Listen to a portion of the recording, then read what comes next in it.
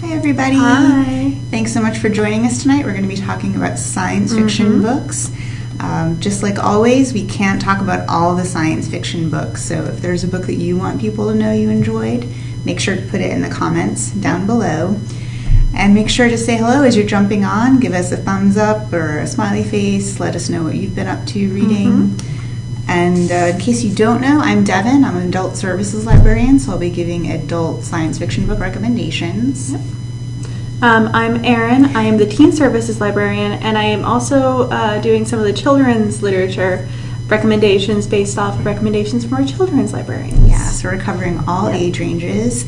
And before we start, I just want to do a quick plug for our science fiction book club that we have here at the library. It's every third Tuesday. It's every month.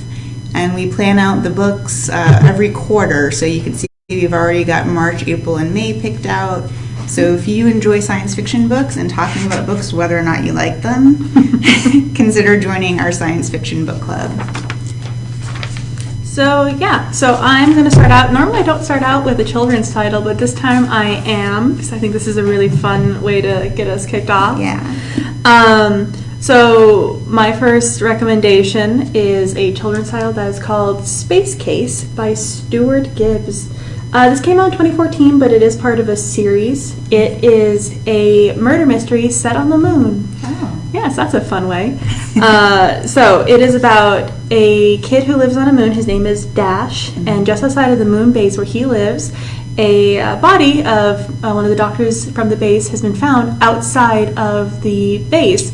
And everyone just assumes it was a mistake that happened when he put on his spacesuit incorrectly, but Dash does not believe that that's the case. So because he gets really bored on the planet, there's only so much you can do playing video games and schoolwork after a while, he decides he's going to solve the murder.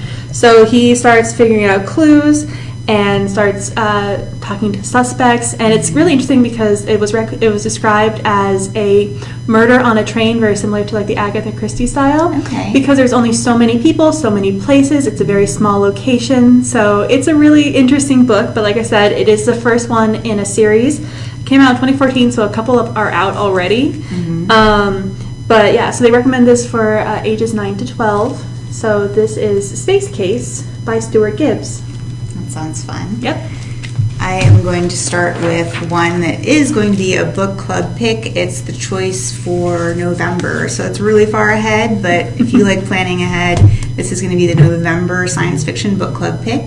Semiosis, it's the first book in the Semiosis duology by Sue Burke, and when it came out in 2019, or actually 2018, it got the Locust Finalist Award for Best Science Fiction Novel, and Forbes said it was the best science fiction book for 2019.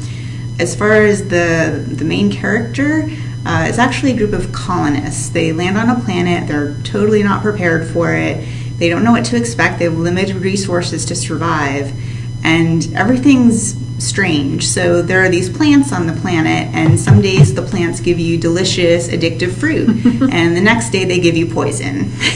So things are very unreliable, and of course there are conflicts rising up between the generations of colonists. They find the remains of an alien race in the roots of the plant, so they start sort of struggling with each other, emotions are running high, and also with this unknowable alien intellect. Library Journal said it's a first contact tale that's extraordinary, and Thrillist says it's right up there with Ursula K. Le Guin. So if you like any of that, you should definitely try Semiosis. So my next pick is a teen title technically, but it definitely has a lot of appeal to adult readers. If you're jumping on, make sure to say hi and give us a thumbs up or something. Tell us what you're reading. So this book is called Illuminae by Amy Kaufman and Jay Kristoff, who have done other works together. I just don't have titles off the top of my head. But this is a really fun title, especially because it's, I guess, a multimedia style book, kind of built in the same found footage style as the Blair Witch Project. Okay. So Illuminae is about two teenage colonists who are also exes named Katie and Ezra, and their lives are rocked by the 2075 assault on the a consortium illegal mining colony by the corporate rival Beltec Industries. These two are among the lucky two to escape, but they are sent on two different ships and have to travel apart. So while they're traveling apart, Katie starts doing all this big research into these two companies, and she starts hacking through all these lies and information, and it basically leads her to realize she needs to start working with her ex again to figure out all this information.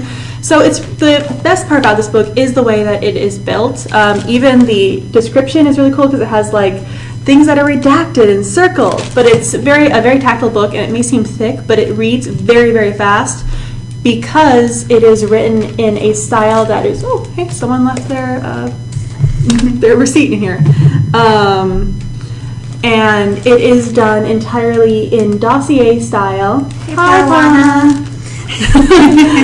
But it's done in dossier style. It's done through text. It's done through like broken pieces of technology and information. So yeah, this is a really, really fun read. I absolutely recommend it. I think it's great, and it's part of a series. So I think Gemina is the second book, and I think there's a third, but I don't remember the title. So yeah, this is Illuminae by Amy Kaufman and Jay Kristoff. Sounds good. I have one by Elizabeth Bear next. If you know anything about sci-fi, you've probably heard about Elizabeth Bear. So this is the first book in the White Space series. Came out in 2019. Two main characters, Helmi and Conla.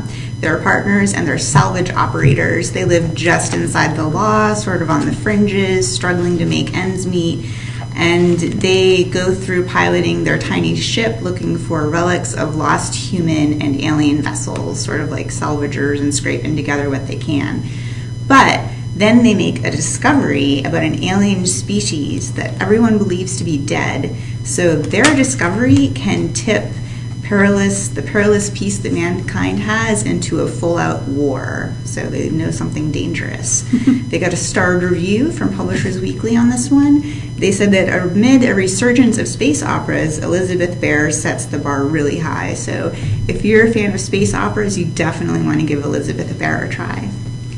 So moving from one style space opera to the next, my next YA title is actually based on a well-known opera, Les Mis. So Sky Without Stars is part of from the System Divine series. This is the first book. It just came out in 2019, and it is a sci-fi retelling of Les Miserables. It's really cool. I know, it's a really fun concept. They've got like some cool artwork that kind of is thrown throughout the book. But the whole story is about a planet that was supposed to be this big refuge, but after 500 years of living on it, it has essentially become a major caste system, essentially. Okay. So the elite are at the top, the poor are at the lowest, and it's all modeled after essentially pre-revolutionary France. The story follows a thief named Chatin, who is a daughter of a dangerous gang leader, who hides in public as a boy named Theo. But her real identity is not her only secret. She's also working as a spy who was hired by basically the grandfather of the guy that's being spied on. So she's also spying on him after a chance encounter. And of course there's romance because it's Les Miserables. Of course there's romance. But it's really interesting because like a lot of the aspects are very sci-fi. The inspector is now a cyborg. Wow. So yeah, it's got a lot of really fun aspects. If you like sci-fi, if you like musicals, if you like Les Miserables, I think that this would be a really fun book to check out. I haven't read it yet. It's on my list though because I think it looks so much fun. And also I just really like really good world building, and this has a lot of promise for great world building. So that is A Sky Without Stars, which is the first book in the System Divine series, and it's by Jessica Brody and Joanne Rennell. So my next one is one you might have heard about. It's Calculating Stars by Mary Robinette Kowal. It came out in 2018. It got the Nebula Award, the Locus Award, the Hugo Award for Best Novel, so very lauded book. So it's an alternate history, and it starts in 1952 when a huge meteorite falls to Earth and it wipes out most of the East Coast, including Washington, D.C., and it causes all these crazy climate cataclysms. It's pretty much like when the meteorite came for the dinosaurs. So everyone decides they need to race for the moon and start to colonize the moon. And the main character, Elma, has experience as a WASP pilot, and she has a lot of mathematical experience, so she's put on the team to figure out how to get man to the moon. But then she says, well, wait, why can't I go to the moon? So Elma begins to really strive to be the lady astronaut. She wants to go to the moon herself.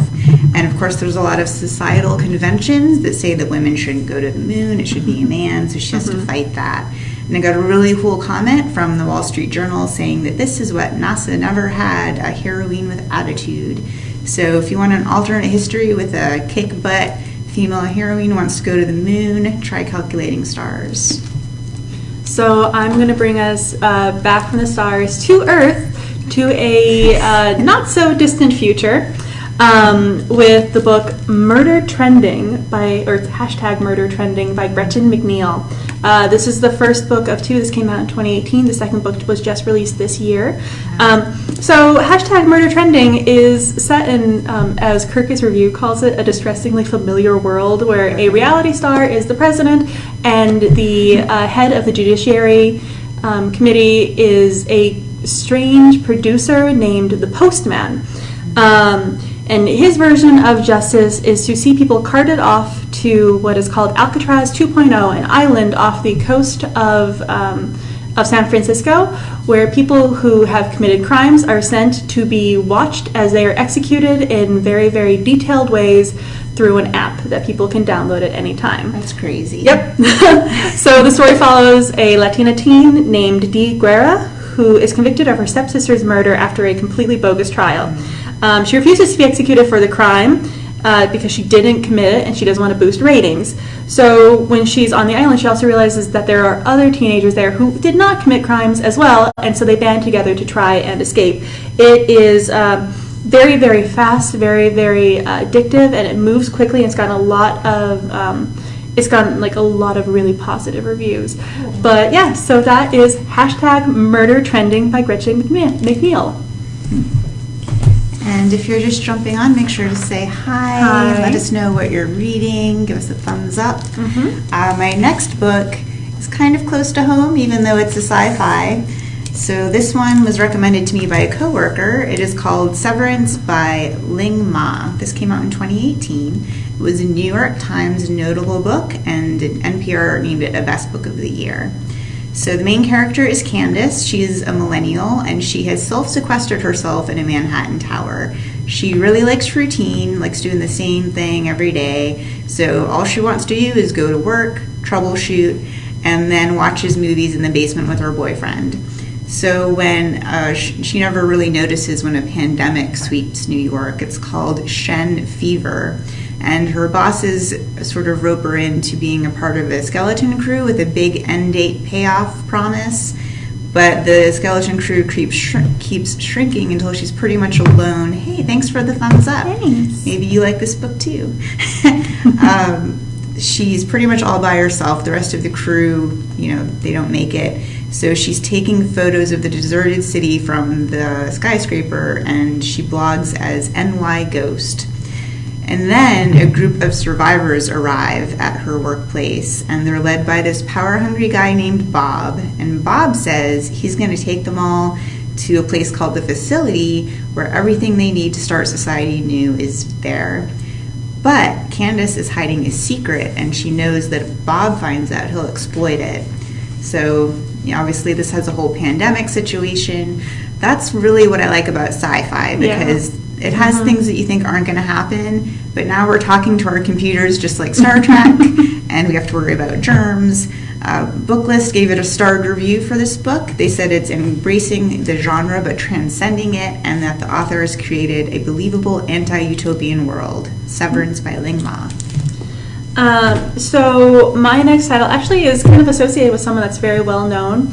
Rick Riordan wrote a lot of books that you may know as the Percy Jackson series and the Red Pyramid series, and a lot of titles that cross over from children into YA.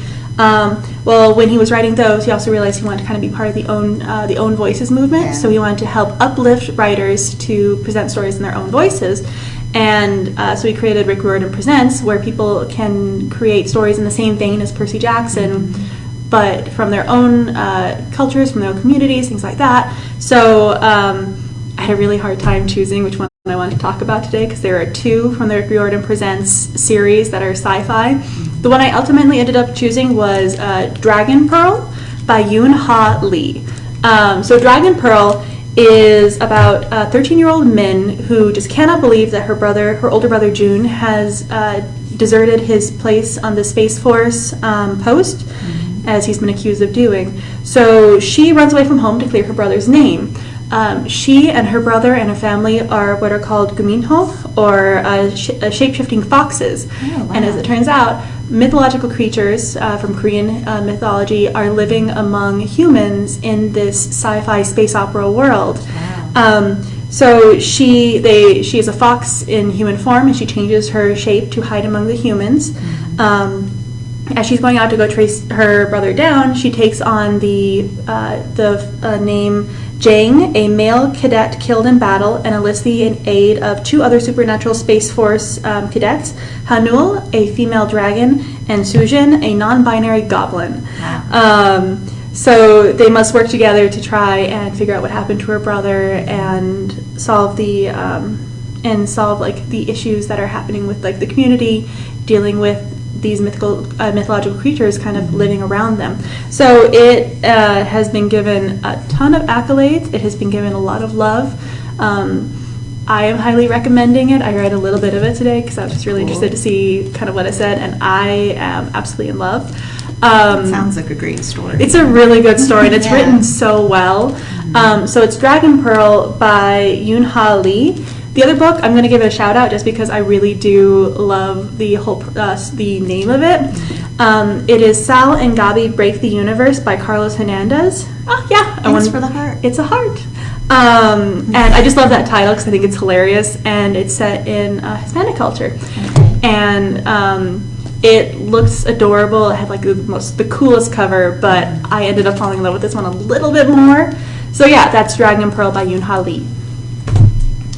Okay, next I have a collection of short stories, which we don't normally haul out, but this one's really cool. It's Broken Stars, Contemporary Chinese Science Fiction in Translation. It was translated by Ken Liu. It's 2019, and Liu is himself a translator and an award-winning author. So it contains 16 short stories by China's groundbreaking science fiction writers. It's dazzling, it's melancholy, thought-provoking, all those things you want in a short story collection. And of course it celebrates the diversity of voices emerging from China. So it has a lot of different stories in it. There's one called Moonlight, where a man is contacted by 3 future selves who are each trying to save the world from destruction. A little bit of multiverse action in there. There's another one called The New Year Train, where 1,500 passengers go missing on a train that just vanishes into space. There's another one that's the title story, Broken Stars, where a young girl knows or is shown how the stars reveal the future. So in addition to the short stories, there are, oh hey Linnea, thanks for the thumbs up. There's also 3 essays in this book, which I think makes it kind of special. It's not just the stories. So the essays explore the history and rise of Chinese science fiction publishing, contemporary Chinese fandom, and how growing interest in Chinese science fiction has impacted writers. It's being called a must-read. I just think it sounds fascinating. Yeah, I think it sounds amazing. Yeah, Broken Stars. Okay, so my next book, it's 2 books, but I felt they needed to be described together. As Devon was mentioning earlier, how science fiction kind of reflects things happening in daily life without us even realizing it. I remember when we were talking about what we want to do for these books, a book I had read years ago that I had absolutely fallen in love with that was just mind-blowingly good. That was a YA title. And as we were talking about it, I said, oh, I actually know the perfect book for right now. It's a little bit older. So the first book was published in 2012. The second book was published in 2015. And those were the only 2 books in the series. It was a duology, and it was just so, so good. It sounds really good. You should read it. I know. I'm like, for the thumbs up. Thanks for the thumbs up. I know I'm hyping it up, but I'm really just, I want everyone to read it, so I'm trying to give it like a lot of hype. So the book series is Starters. There we go. Starters, and then Enders. I can't do this, the backwards thing. So Starters and Enders by Lissa Price. So the first book is Starters. It is set in, once again, a not too distant future Earth that is has just had germ warfare waged against it. In dealing with germ warfare, America said, okay, we are going to vaccinate the people who are most at risk. So they vaccinated the very young and the very old. But in doing that, they didn't have enough to vaccinate everyone between the ages of about 20 to 60, and the majority of the people in that age bracket passed away, leaving a very, very wide swath of age difference. Oh yeah, they're great books. But Thanks, Parwana. So in leaving those alone, it kind of left a lot of teenagers and children without parents. And if they didn't have grandparents who were still alive, then they ended up being orphans.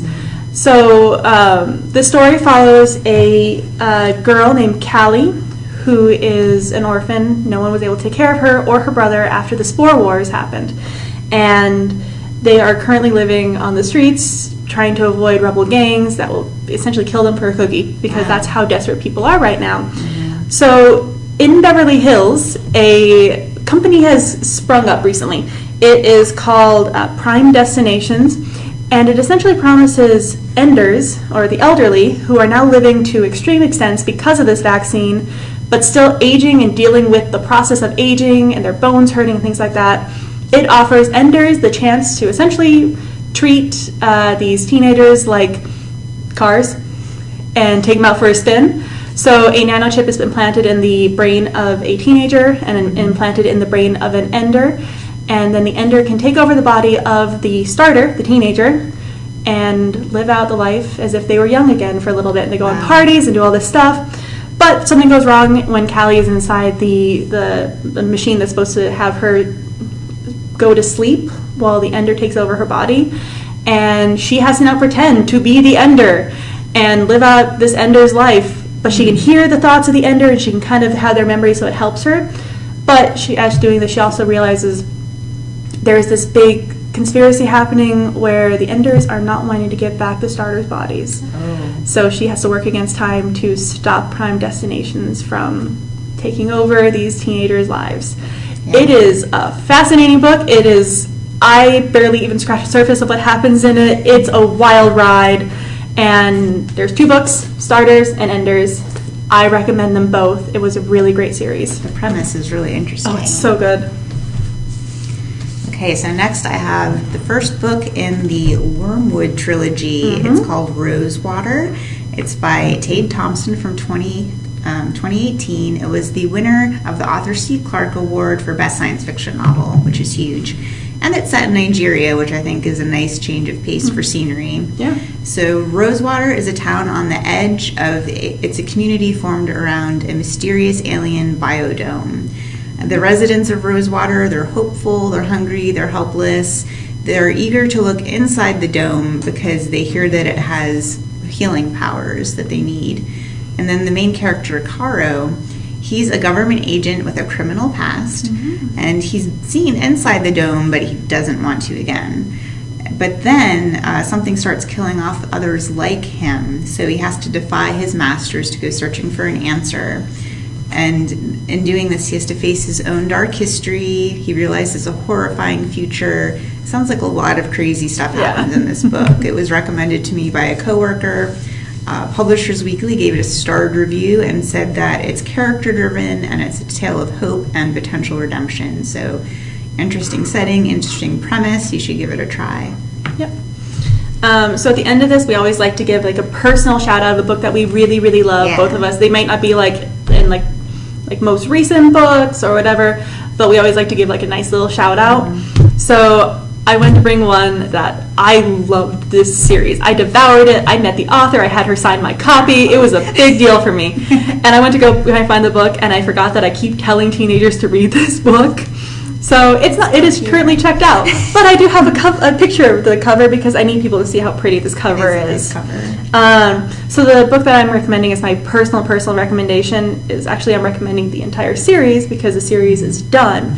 And it is the Firebird series by Claudia Gray, with the first book being 1,000 Pieces of You. And this is like the prettiest cover I think I've ever seen on a book. That is pretty. Just so gorgeous, and all the other two books follow the same premise. So the story is about a girl named Marguerite whose father has just been murdered by his graduate assistant. The graduate assistant has taken his life's work and disappeared with it.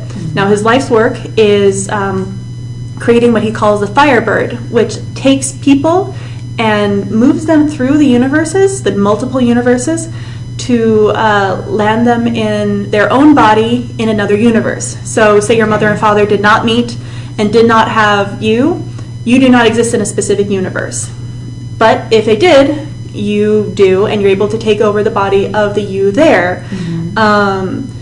And the you there kind of just sort of falls to the back of the memory, and you are control their body. Very kind of similar to the starters and enders, but more universe hopping. So Marguerite is chasing down Paul, the graduate assistant, throughout these different universes because she's afraid he is trying to escape to a universe where neither she, her family, no one exists other than him, so that he can escape trial.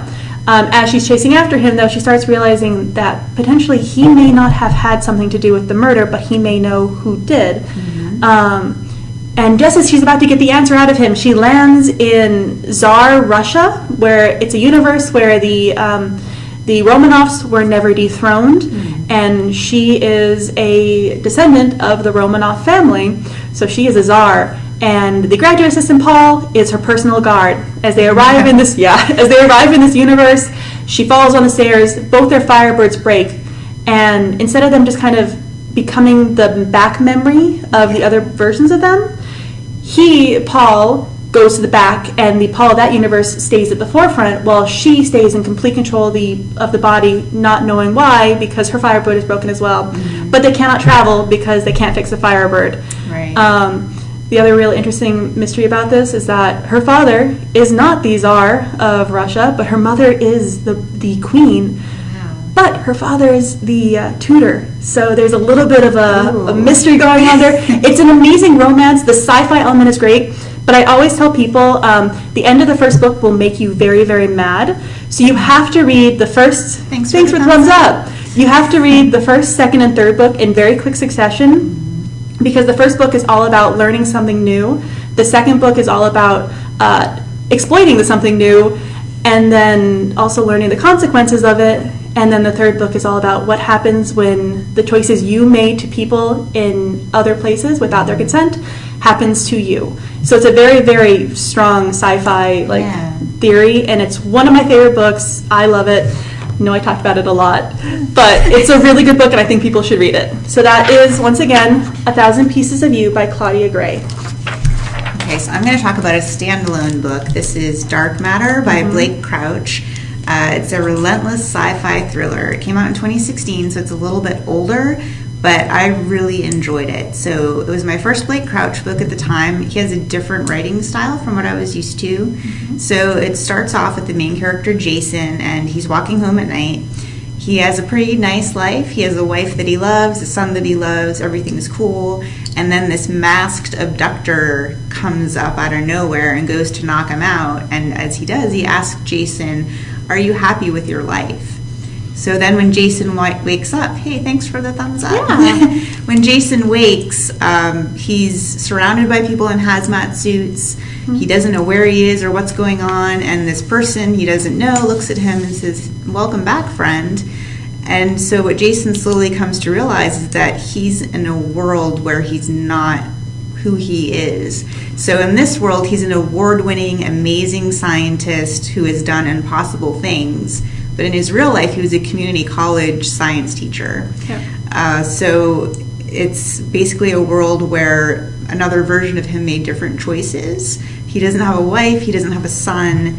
His apartment's very sterile and sort of boring. It's not warm and cozy.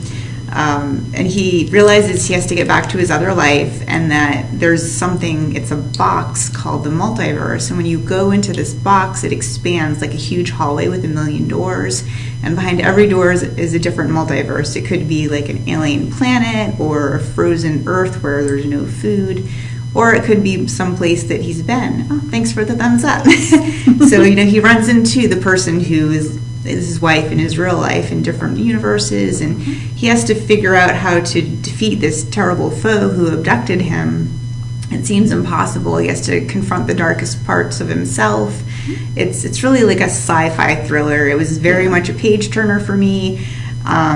I could tell you so many things about it, but you really should just read it. Dark Matter by Blake Crouch. Also, I realized we forgot to shout out the shirt that I'm wearing. You can't see it very well, so I'm going to show it off. It has a spaceship. It has a spaceship. So it says, "Welcome Jovians to the Greater Green River Intergalactic Spaceport." And I want to tell a very short, funny story about the fact that my hometown in Wyoming has a spaceport. Outside of it, just a flat plate of dirt. The shirt was designed from a girl that I knew in high school who designed it and sold it. It's very sweet. But my city council apparently found out at one point that there were storms happening on Jupiter, and they wanted to make sure that the people of Jupiter had a place to land if they needed to escape. Right. And Green River, Wyoming was there for them. So because we were doing sci-fi, I wanted to show my own little connection to aliens. Story. So it's not even set in Nevada, it's Wyoming. Yeah. So yeah, that was my little shout out for sci-fi today. Well, thanks so much for joining us for our sci-fi show. Mm-hmm. Don't forget that we'll be back next month. A whole different topic, nonfiction. Yep, nonfiction. So we're going to do a 180, talk about nonfiction books. Of course, that's going to be Wednesday at 7:30, second Wednesday, which is April 8th. Yep. And we hope to see you then. See you then. Bye. Bye.